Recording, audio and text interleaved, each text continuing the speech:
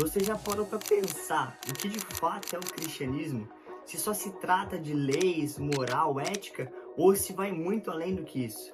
Nesse livro, Cristianismo Puro e Simples, um clássico da literatura cristã, vai falar sobre isso. Então fica nesse vídeo, já se inscreve, curte aqui e bora pro vídeo.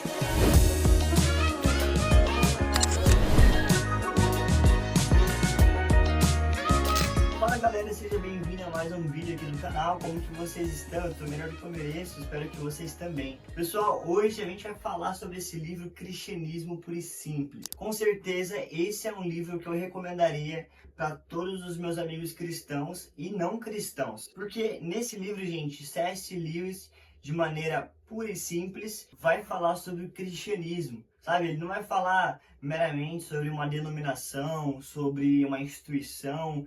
Ele vai falar sobre o que é o cerne, o que é essencial, o que é o centro do cristianismo, da fé cristã, sabe? E se você nunca leu nada do C.S. Lewis, você precisa conhecer. Os livros dele são clássicos. Inclusive, ele é autor de Crônicas de Nárnia, se você não sabia também. Muito bom. E hoje a gente vai falar um pouquinho, em específico, desse livro aqui, tá? Cristianismo Puro e Simples. Bom, basicamente, o contexto desse livro é: C.S. Lewis escreveu Cristianismo Puro e Simples durante a Segunda Guerra Mundial, entre 1941 e 1944.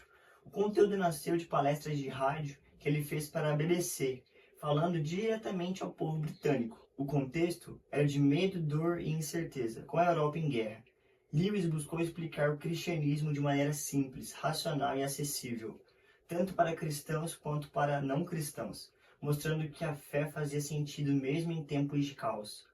A intenção dele não era defender uma denominação específica, mas apresentar o núcleo essencial do cristianismo. E assim, nesse livro, pessoal, Lewis ele vai tratar de maneira muito maestral sobre vários assuntos importantes para a fé cristã.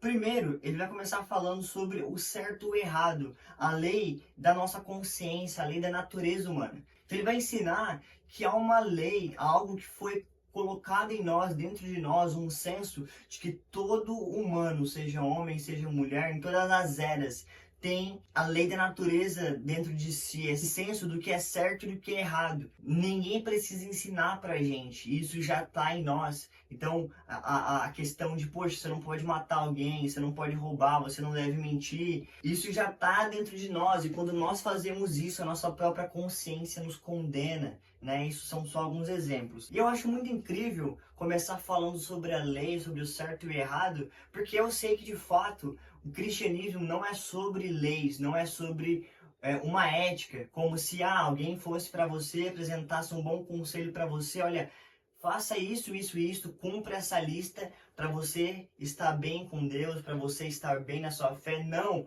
a fé cristã não diz respeito a isso. O centro não é isso. Por mais que hajam leis, por mais que haja uma moralidade, uma certa conduta que ele vai falar depois, mas não é sobre isso. Mas eu acho interessante ele começar falando sobre isso porque nos traz um contexto. Eu vejo também quando, por exemplo, Paulo vai pregar o evangelho, ele mostra a depravação total do homem, ele mostra como que nós pecamos, como que nós infringimos a lei de Deus, essa lei que já está dentro de nós, essa lei da consciência que depois foi dado, né, com os mandamentos, mas isso já está dentro de nós e como que nós quebramos isso. Então o que Lewis mostra aqui é que há uma lei que rege todo o universo. Na verdade, há várias leis, mas ele está falando específico, né, da lei, dessa consciência, né, do certo e do errado, e que todos têm isso dentro de si. E isso já aponta, para algo maior, né? Por isso que eu falei que esse livro é muito bom até para quem não é cristão.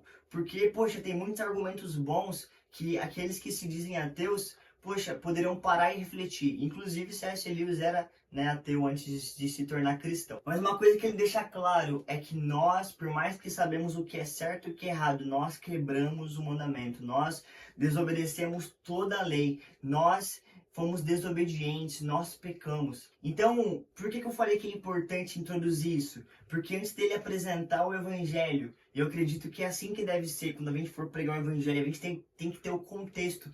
Qual que é o contexto? É o caos gerado pelo pecado. É o que? Poxa, Deus é santo, há uma lei, mas nós pecamos, nós infringimos essa lei. Então ele vai falar, sabe, sobre isso. E, inclusive, por mais que o título seja Cristianismo Puro e Simples, eu acho que, num certo sentido, é um pouco difícil você compreender a linguagem que ele usa. Mas eu gosto que ele dá muita ilustração, gente. Ele usa muita ilustração, então ajuda a compreender o raciocínio dele. Então, é puro e simples, né? Fala sobre a essência, só que você tem que, poxa, parar ali, pensar um pouco, pensar nas ilustrações, e aí ele vai progredindo. Na outra parte, no livro 2, ele vai falar no que acreditam os cristãos. Até então, gente, ele estava trazendo uma concepção, ele não estava falando abertamente sobre Deus, ele estava falando, olha, há uma lei em todos nós, e olha, há alguém por trás de tudo isso, que colocou isso em nós. E aí, nesse capítulo mais específico, ele vai explicar, então, poxa, que Deus que é esse, que ser que é esse que está por trás de tudo isso. Então ele fala algumas concepções concorrentes de Deus, a visão do panteísmo, a visão dos judeus, dos cristãos, né, que tem diferença. E ele vai falar vai começar a abordar um pouco desse aspecto mais do cristianismo, tá? E por mais que ele tenha a religião dele, né, vamos dizer, a denominação dele, o foco dele não é falar sobre o anglicanismo, sobre o metodismo, não. O foco dele é falar aquilo que é o cerne do cristianismo, sabe? Então isso é